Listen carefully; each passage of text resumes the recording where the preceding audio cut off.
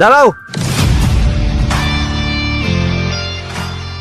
কারো উপর এভাবে অন্ধবিশ্বাস করা ঠিক না। একবার ব্যাগটা খুলে তো দেখো ভিতরে কি আছে। একবার ব্যাগটা চেক তো করে দেখো।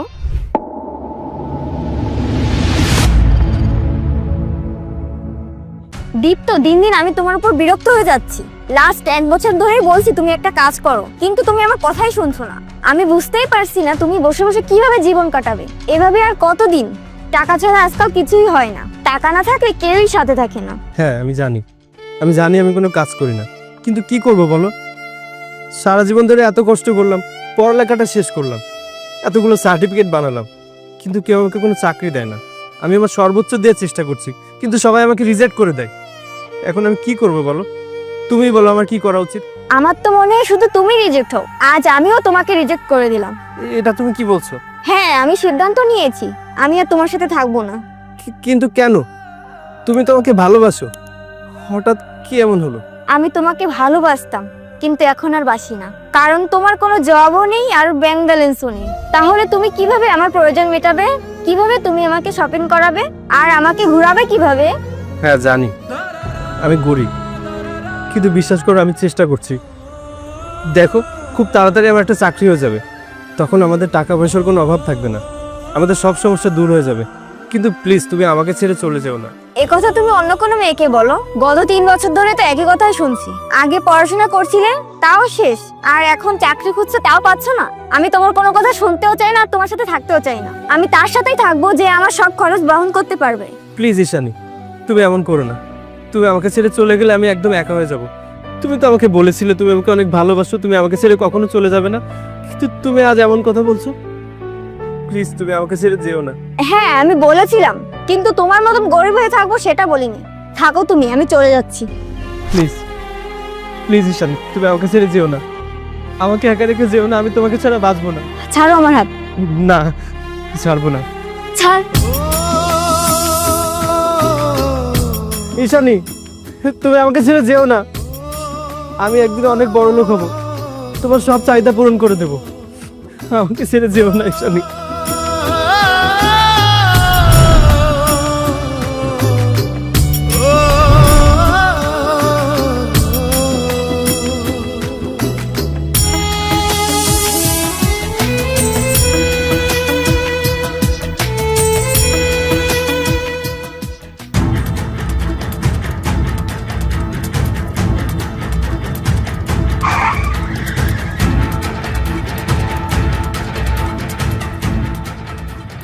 এই কি করছো এসব? তোমার মাথা খারাপ নাকি? তুমি কি গাড়ির নিচে পড়ে মরবে নাকি? গাড়ি থামালেন কেন?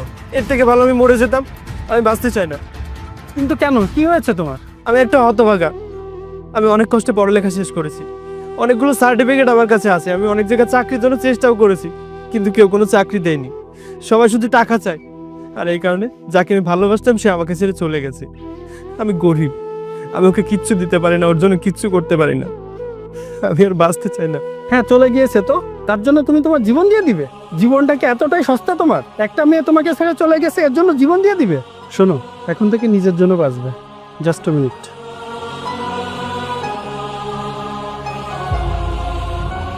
আমার কার্ডটা রাখো, আমার অফিসে দেখা করবে। এই চলো।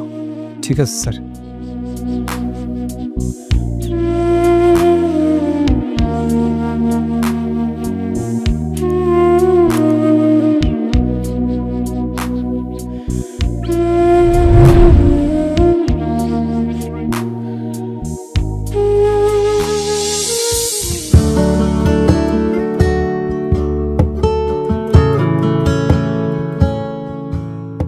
আসবো স্যার? ও তুমি, এসো এসো, বসো। কেমন আছো? আচ্ছা আচ্ছা, তোমার নামটা যেন কি? স্যার আমার নাম দীপ্ত চৌধুরী। আচ্ছা, তুমি পড়ালেখা কতদূর করেছো? স্যার আমি অনার্স মাস্টার শেষ করেছি। তা তুমি চাকরির জন্য কোথাও অ্যাপ্লাই করোনি? স্যার অ্যাপ্লাই তো অনেক জায়গাতেই করেছি, কিছু কিছু জায়গাতে ইন্টারভিউ দিয়েছি, কিন্তু সেখান থেকে পরে কিছু আর জানায়নি। স্যার আমার কাছে অনেক সার্টিফিকেট আছে, কিন্তু পড়াশোনা করে খুব একটা লাভ হয়েছে বলে মনে হয় না। কারণ এত কিছু করলাম জীবনে, একটা চাকরিও জুটলো না। আমার মনে হয় পড়ালেখাটা না করে আমার জন্য ভালো ছিল। এ সবই এখন বৃথা মনে হয়। না না, এভাবে বলো না, শিক্ষা কখনো বৃথা যায় না। আজ নয়তো কাল এটা কাজে আসবেই। আচ্ছা তুমি বলো তো, তুমি কি গাড়ি চালাতে পারো? হ্যাঁ স্যার, পারি। আজ থেকে তুমি আমার ড্রাইভারের কাজ করবে। ধন্যবাদ স্যার, অসংখ্য ধন্যবাদ আপনাকে। আরে ধন্যবাদ দিতে হবে না, কাল থেকে কাজে চলে এসো। ঠিক আছে, আমি তাহলে আসি।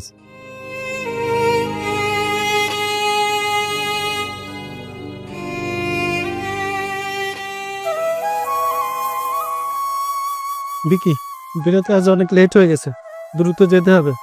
এই দীপ্ত, গাড়ি স্টার্ট দাও। ঠিক আছে স্যার, বসুন।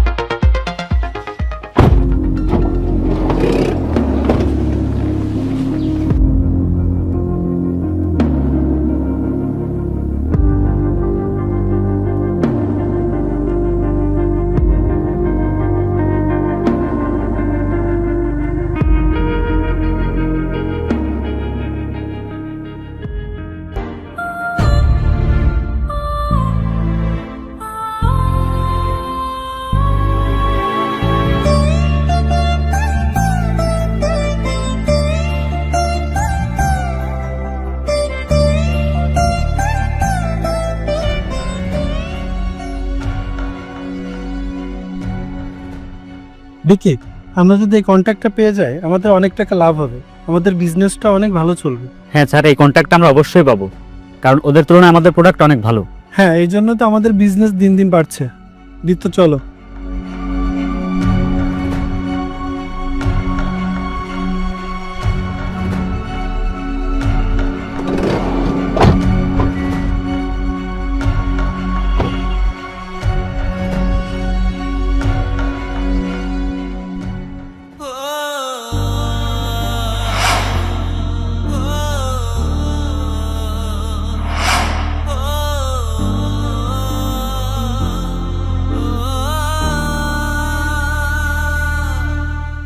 এই দীপ্ত, গাড়ি স্টার্ট দাও।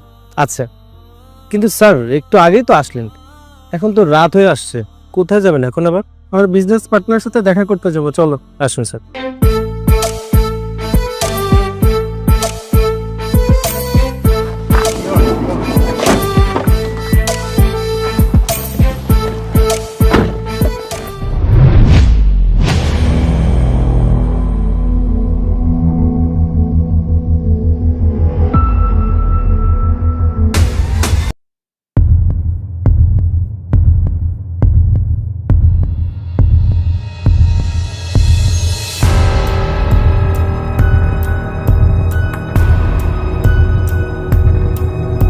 কি অবস্থা? আসলে হাতে বেশি সময় নেই, কাজের কথায় আসি।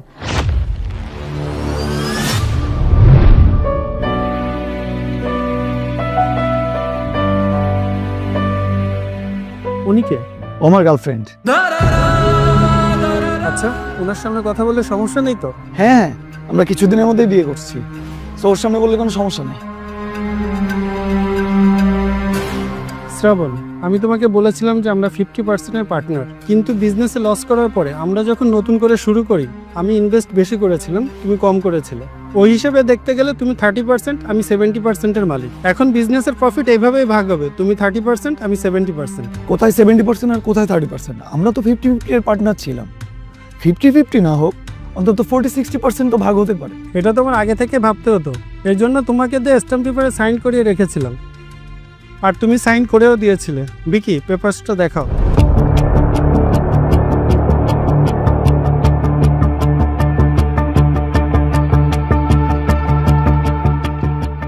এই জন্য আমি তোমাকে আগেই বলেছিলাম, বিজনেসে তুমি যত বেশি ইনভেস্ট করবে তত বেশি প্রফিট পাবে। তুমি চাইলে আমাকে 40% দিতে পারো, আমি সামনে গিয়ে বিজনেসে টাকা ইনভেস্ট করে দিব। 30% অ্যাকচুয়ালি কি হবে? কোনো ক্লায়েন্ট যদি ডিল করতে আসে তাহলে তো তোমার সাথে করবে, আমার সাথে তো কেউ ডিল করবে না। আমার আর কিচ্ছু করার নেই, এটা বিজনেস রুলস। আসি তাহলে, এতটুকুই বলার ছিল, চলো। দীপ্ত চলো।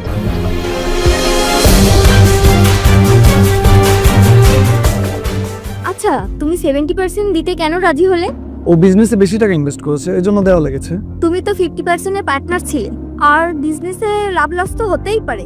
মানছি উনি বেশি টাকা দিয়েছে, তাই বলে সব প্রফিট কি উনি নেবে? ও আমাকে বলেছিল বিজনেসে লস হচ্ছে, বেশি টাকা ইনভেস্ট করতে হবে, কিন্তু ওই সময় আমারও সমস্যা ছিল, আমিও ইনভেস্ট করতে পারিনি, আর স্ট্যাম্প পেপারে আমারই সাইন, এই জন্য ও এরকম করেছে। আমিই বা কি করতে পারি? তুমি যদি চাও তাহলে 50% এর ব্যবস্থা আমি করে দিতে পারি, আর ও দিতেও বাধ্য থাকবে। কিন্তু এটা কিভাবে হবে? সেটা তুমি আমার উপর ছেড়ে দাও।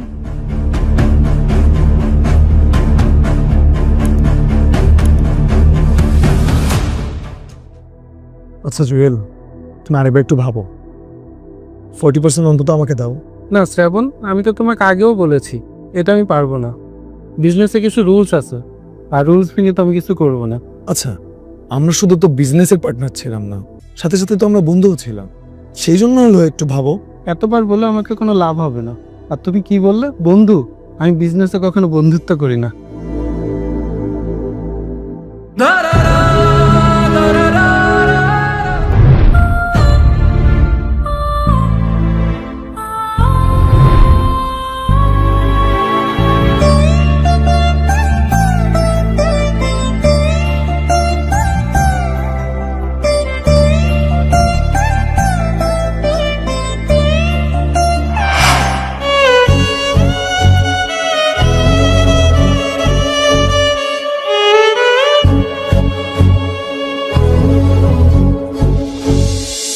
স্যার এইখান থেকে শুরু, পুরোটা এখানে 8 কাঠা জমি আছে আমাদের।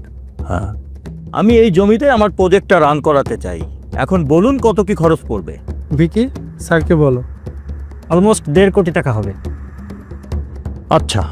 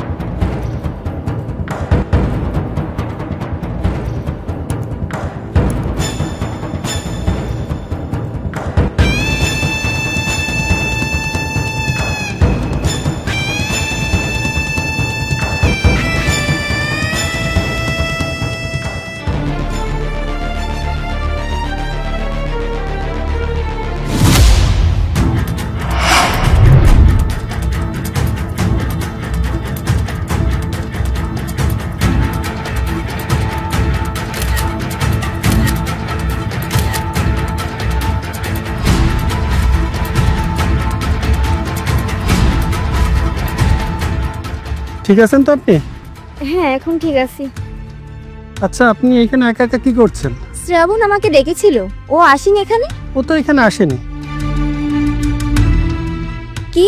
ও নিজে ডেকে নিজেই আসলো না? পেয়ে ওকে। আচ্ছা ঠিক আছে, আমি আসি। যাই হোক, যেটা বলছিলাম,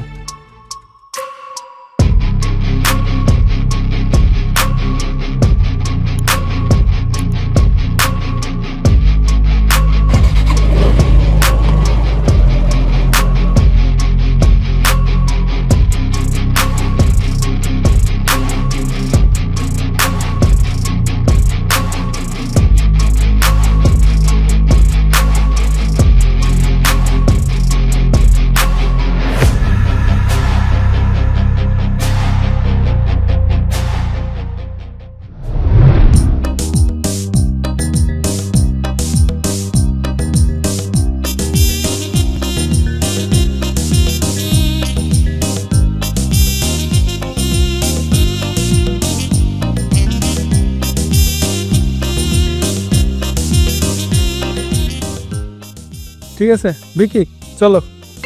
আদিত্য চলো। হ্যালো, আমি আপনার হোয়াটসঅ্যাপে কিছু ছবি পাঠিয়েছি, একটু চেক করুন তো।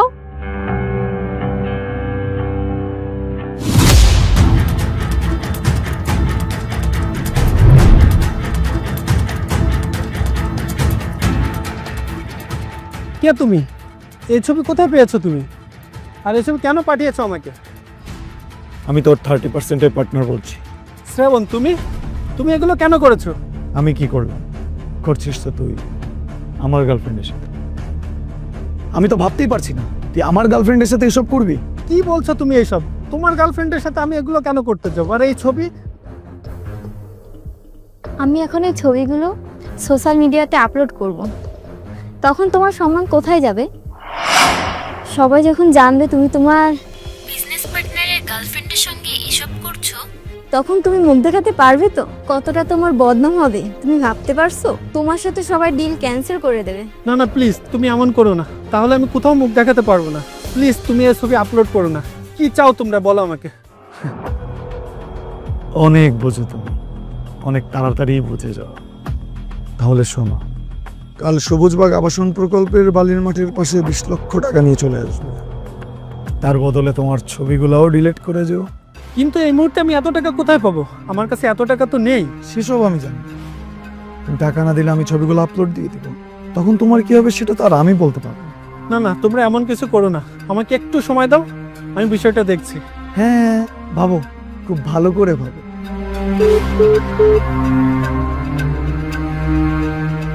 কি হয়েছে স্যার? আপনাকে এত চিন্তিত লাগছে কেন? আমার পার্টনার আমাকে ধোকা দিয়েছে।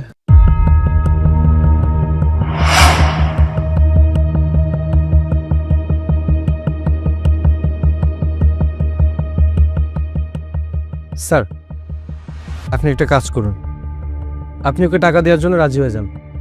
হ্যাঁ স্যার। কিন্তু কোনো কিন্তু নয় স্যার, বাকি সব কিছু আমার উপরে ছেড়ে দিন। ঠিক আছে, তোমার উপর আমার পূর্ণ বিশ্বাস আছে। ঠিক আছে, চলুন স্যার।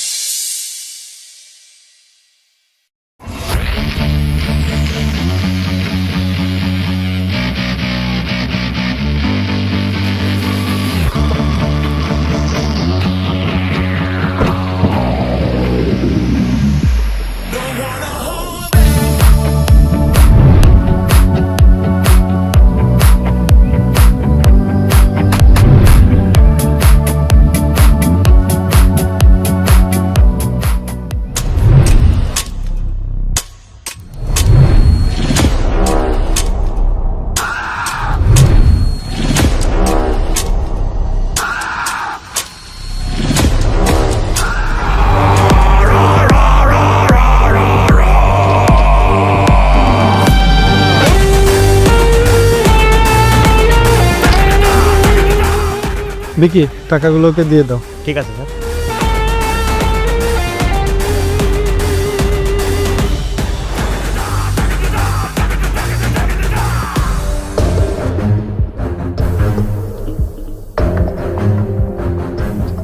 নিজের হাতেই ডিলিট করো, যেন কোনো সন্দেহ না থাকে।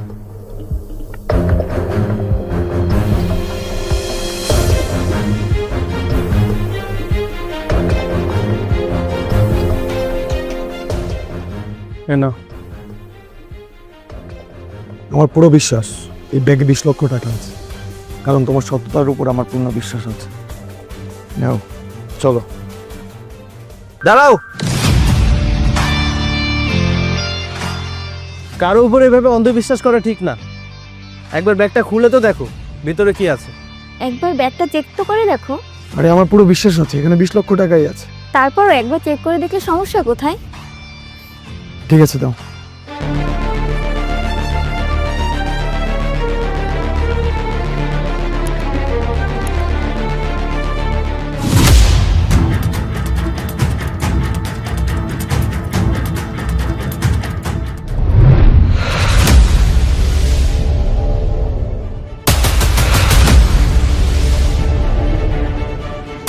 এসব কি? আরে এগুলো এডিট করে যায়, ওরা এসবই করছে। আমাদের ফাঁসানোর জন্য ওরা এসব করেছে। এসব কি? এসব কি সেটা পরে বলছি, আগে তুমি এটা ভাবো, এগুলো যদি ভাইরাল হয়ে যায় তাহলে তোমার মান সম্মানটা কোথায় যাবে? যে এত বড় একটা বিজনেসম্যানের গার্লফ্রেন্ড কিনা 2 টাকার একটা ড্রাইভারের সাথে এসব করে। ছি, সেম।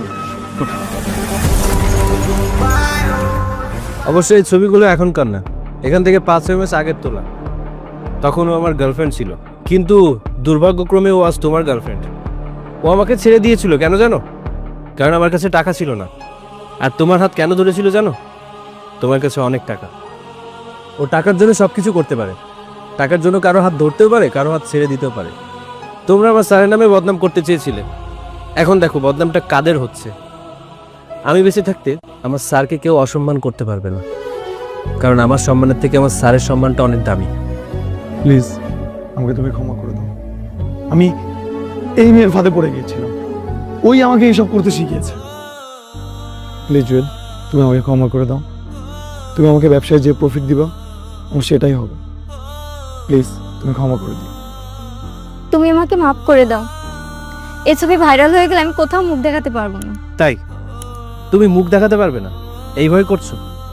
তুমি যখন আমাকে ছেড়ে চলে গিয়েছিলে তখন একবারের জন্য হলেও ভাবনি যে আমি কি করব? টাকাই সব না?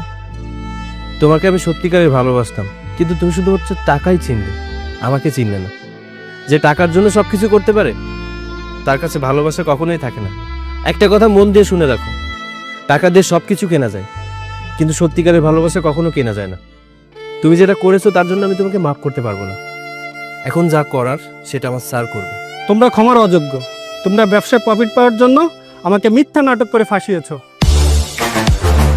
এটা অনেক বড় অপরাধ। অফিসার, এদের নিয়ে যান। চলুন। প্লিজ জুয়েল, তুমি এবারের মতন মাফ করে দাও। দীপ্ত, তুমি আমাকে মাফ করে দাও। তুমি তো আমাকে ভালোবাসতে। তোমার স্যারকে বলো না আমাদের যেন পুলিশে না দেয়। আমাকে আর একটাবার সুযোগ দাও প্লিজ। ক্ষমা? তোমাকে? তোমার মতো স্বার্থপর মেয়েকে ক্ষমা করা যায় না।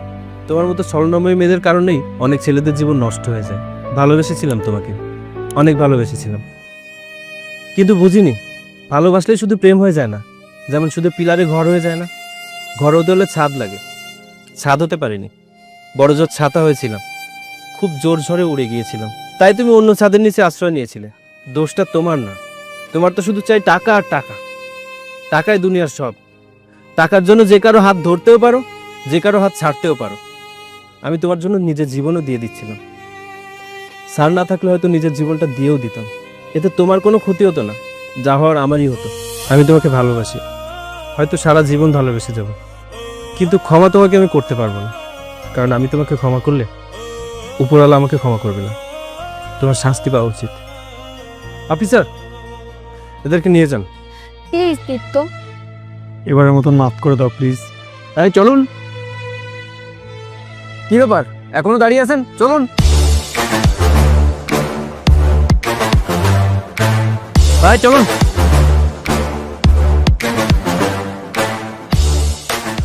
বাহ, কি খেলাটাই না তুমি খেললে। তুমি আমার সম্মানের জন্য তোমার নিজের সম্মানের কথা ভাবলে না। কি বলছেন স্যার? আমি এমন কি করলাম? আপনি না থাকলে তো আমি বেঁচেও থাকতাম না। আমি আপনার প্রতি কৃতজ্ঞ স্যার। তেমন বলতে হয় না। আসলে তোমার ড্রাইভার হওয়া উচিত না। আজকে থেকে তুমি আমার ড্রাইভার না। ড্রাইভার না মানে? স্যার, আমাকে কি আপনি চাকরি থেকে বের করে দিচ্ছেন? আরে না, আজকে থেকে তুমি আমার কোম্পানির ম্যানেজার। ম্যানেজার? আমি স্যার? হ্যাঁ, তুমি শিক্ষিত আর বিশ্বস্ত, আর এই পদের জন্য তুমিই যোগ্য। এটা তোমার সততার ফল। কি তুমি খুশি হওনি? স্যার, খুশি হব না মানে? আমি অনেক খুশি। আপনাকে অসংখ্য ধন্যবাদ স্যার। এভাবেই মন দিয়ে কাজ করো। জীবনে আরো উন্নতি করতে হবে। ধন্যবাদ দিতে হবে না। এবার চলো চলো। ঠিক আছে স্যার।